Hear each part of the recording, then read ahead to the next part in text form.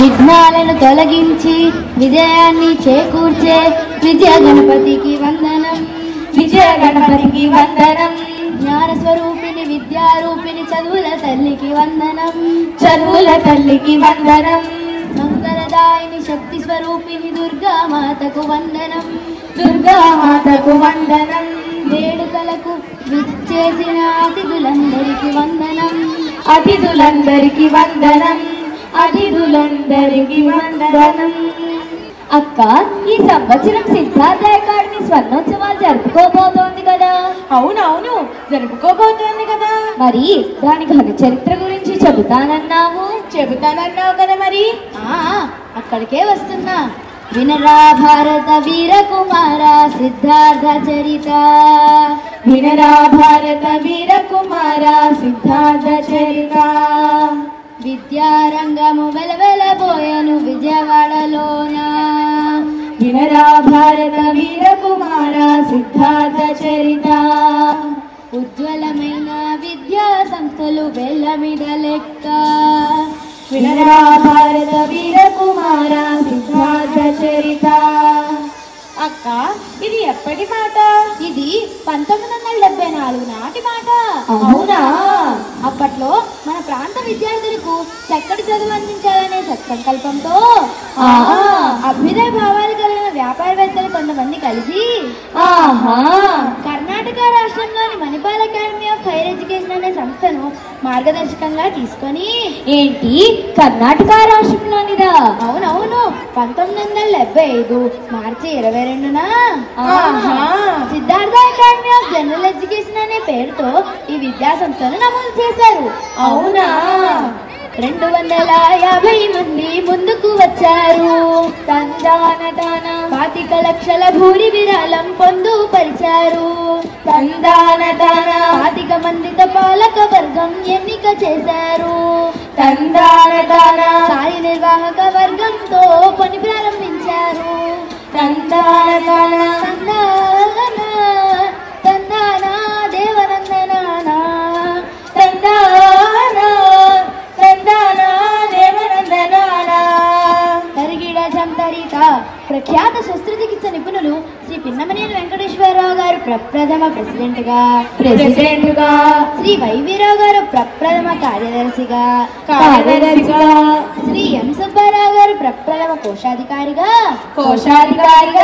7 సభ్యులతో పాలకవర్గం పని ప్రారంభించింది. అవునా? ఆ విద్యా సంస్థల ప్రారంభోత్సవం చేసిందెవరన్నా? ఏ ప్రభాసో కీర్తి సురేషో వచ్చి ఉంటారే. చచ్చా ఆపండి, వాళ్ళెందుకు వస్తారు? అప్పటి ఆంధ్రప్రదేశ్ ముఖ్యమంత్రి వర్యులు శ్రీ జలగం వెంగళరావు గారు కళాశాలను ప్రారంభించారు. అమ్మో, ముఖ్యమంత్రి వచ్చారా?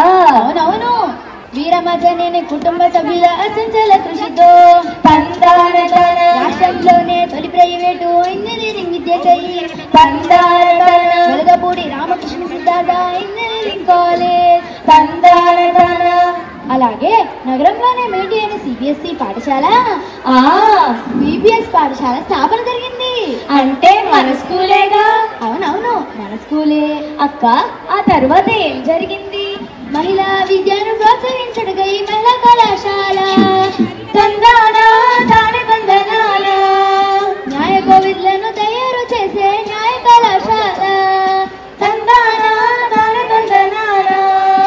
ఉపాధ్యాయ శిక్షణగా వెలిసిన B.Ed కాలేజీ, ఉన్నత విద్యను అందించడుగై PG కాలేజీ, వైద్య విద్యను అందించడుగై వైద్య కళాశాల,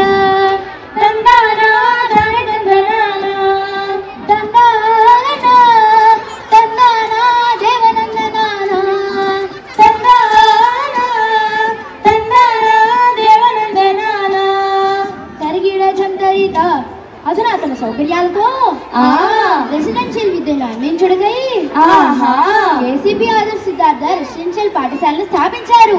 రెసిడెన్షియల్ అంటే హాస్టల్లో ఉండి చదువుకోవడమేగా. అంతేలే, ఈ రోజుల్లో పిల్లల్ని పట్టించుకునే తీరిక ఎవరికుంటుంది? అర్రే, అలా అంటావేంటి? తల్లిదండ్రులు ఏం చేసినా పిల్లల ఉజ్వల భవిష్యత్తు కోసమే కదా. అంతేగా. అంతేగా. ఇక్కడ సిద్ధార్థ వైద్య కళాశాల గురించి ప్రత్యేకంగా చెప్పుకోవాల్సిన విషయం ఒకటి ఉంది. ఏమిటో అది? చెప్పు చెప్పు. 1981లో 81లో దేశంలోనే మొట్టమొదటి ప్రైవేట్ మెడికల్ కళాశాలగా సిద్ధార్థ కళాశాల అప్పటి ముఖ్యమంత్రి శ్రీ మర్రి చెన్నారెడ్డి గారి చేతుల మీదుగా ఆవిష్కృతమైనది. అవునా? ఆ తర్వాత ముఖ్యమంత్రి అయిన శ్రీ నందమూరి తారక రామారావు గారు, అంటే దానవీర సూరకర్ణ సినిమాలో హీరోనే కదా? అవునవును, ఆయనే శ్రీరాముడు, శ్రీకృష్ణుడు, భీముడు, దుర్యోధనుడు వంటి ఎన్నో పౌరాణిక పాత్రలను సాక్షాత్కరింపజేసింది ఆయనే. వారు దీనిని ప్రభుత్వానికి అప్పగించమని ప్రతిపాదన చేశారు. ఎందుకలా?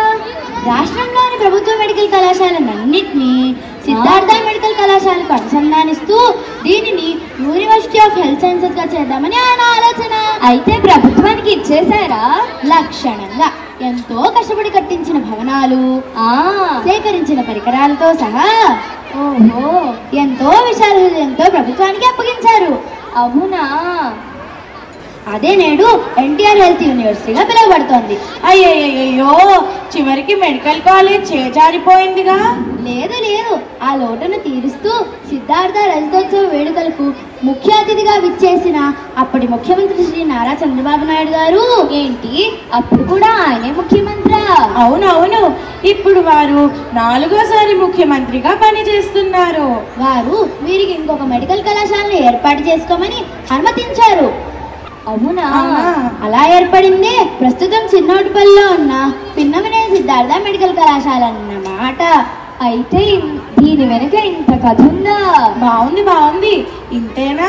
సిద్ధార్థ విద్యా సంస్థలు ఇంకేమైనా ఉన్నాయా? ఎందుకు లేవు, చాలానే ఉన్నాయి. ఉయ్యూరు చెరుకు రైతులు ఇచ్చిన AG&SD కళాశాల,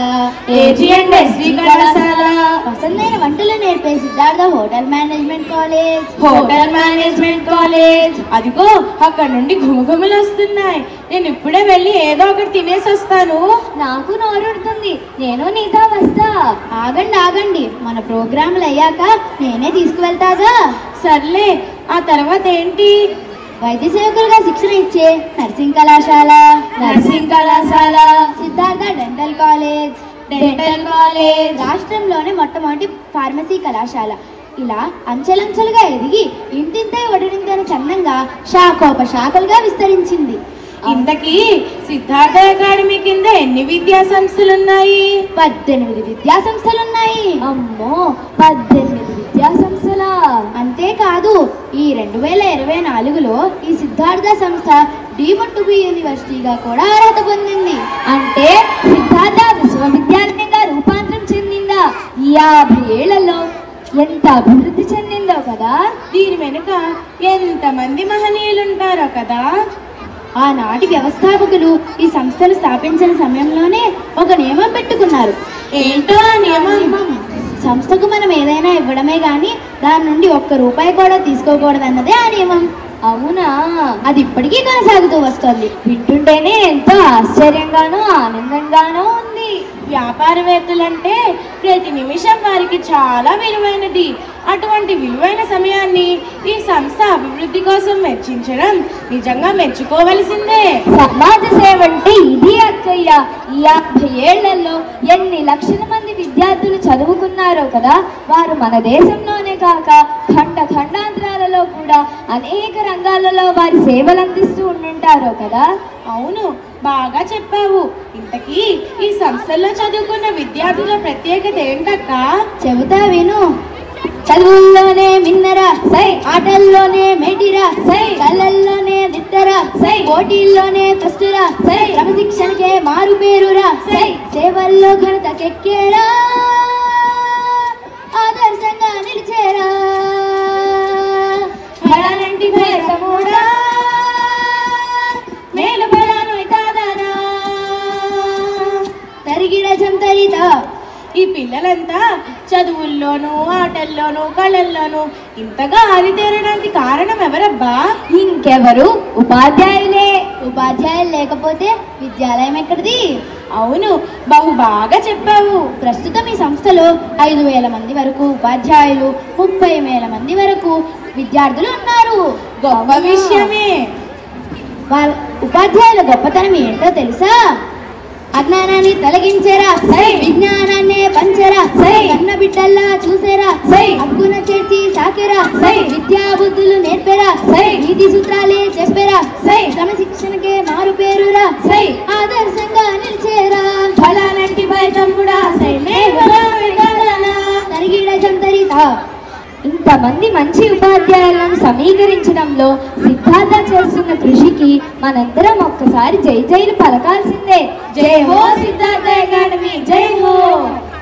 గురువే బ్రహ్మ గురువే విష్ణు అని ఊరికే అన్నారా? ఇంకా ఏం చేసింది సంస్థ? పిల్లల్ని మన లాంటి మేటి కళాకారులా తీర్చిదిద్దడం కోసం 1990లో కళాపీఠాన్ని స్థాపించింది. కళాపీఠమా? ఏముంటుంది అక్కడ?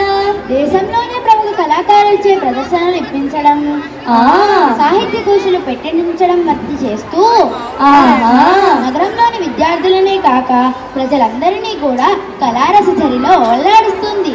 అవునా? నిన్నటి నుండే భాగవత సప్తాహం కూడా మొదలైనది. అవునవును, నేను కూడా నిన్న సాయంత్రం అక్కడికి వెళ్ళొచ్చాను.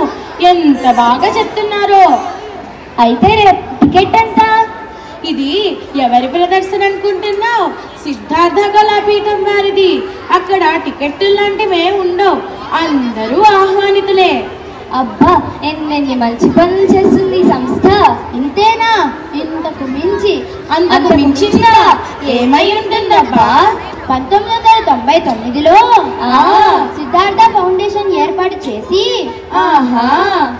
ప్రతి సంవత్సరం 50 లక్షల రూపాయలు పేద విద్యార్థులకు స్కాలర్షిప్లుగా అందిస్తూ వస్తోంది. అన్ని దానాల్లోనూ విద్యాదానం గొప్పదంటారుగా. అక్క, నాకొక్క సందేహం. చెప్పు చెప్పు, నేను వద్దన్నంత మాత్రాన నువ్వు ఆగుతావా? ఈ సంస్థకి సిద్ధార్థ అనే పేరు ఎలా వచ్చింది? చెబుతా విను. ఈ సంస్థకు ఏ పేరు పెడితే బాగుంటుందా అని ఆలోచిస్తున్న సమయంలో అప్పటి హైకోర్టు చీఫ్ జస్టిస్ శ్రీ ఆవుల సాంబశివరావు గారు సిద్ధార్థ అనే పేరును సూచించారు. దానిని అందరూ ఆమోదించారు. సాధక నామదేవిగా ఆ సిద్ధార్థుడిలా ఇక్కడ చదువుకున్న పిల్లలంతా ఆత్మదీపోభవ అన్న మన నినాదానికి తగ్గట్లుగా వెలుగొందుతున్నారు. ఈ సంస్థలో ఇప్పటి పాలకవర్గ సభ్యులు ఎవరక్క? మరినేని రాజయ్య గారు అధ్యక్షులుగా, పి లక్ష్మణరావు గారు, లలిత్ ప్రసాద్ గారు, నాగభూషణం గారు, కృష్ణారావు గారు, వెంకటేశ్వరరావు గారు, సూరెడ్డి విష్ణు గారు ఇప్పటి పాలకవర్గ సభ్యులుగా నిర్వహిస్తున్నారు. ఈ సిద్ధార్థ సంస్థల అభివృద్ధికి నిర్విరామ కృషి చేస్తున్న మహనీయులందరికీ మా వందనాలు, అభివందనాలు. ఈ సిద్ధార్థ చేస్తున్న మహాయజ్ఞం నిర్విఘ్నంగా కొనసాగుతూ మరిన్ని విజయాలను సాధించాలని ఆశిద్దాం. జయము జయము మన భరతమాతకు, జయము దిగ్విజయము. జయము జయము మన ఆంధ్రమాతకు, జయము దిగ్విజయము. జయము జయము మన అమరావతికి, జయము దిగ్విజయము. జయము సిద్ధార్థ విద్యా సంస్థలకు, జయము దిగ్విజయము.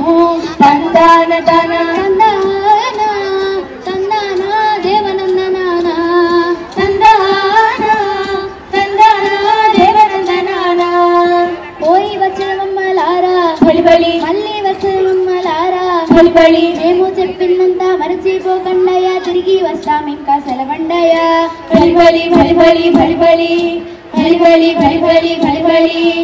సర్వే జన సుఖినో భవంతు.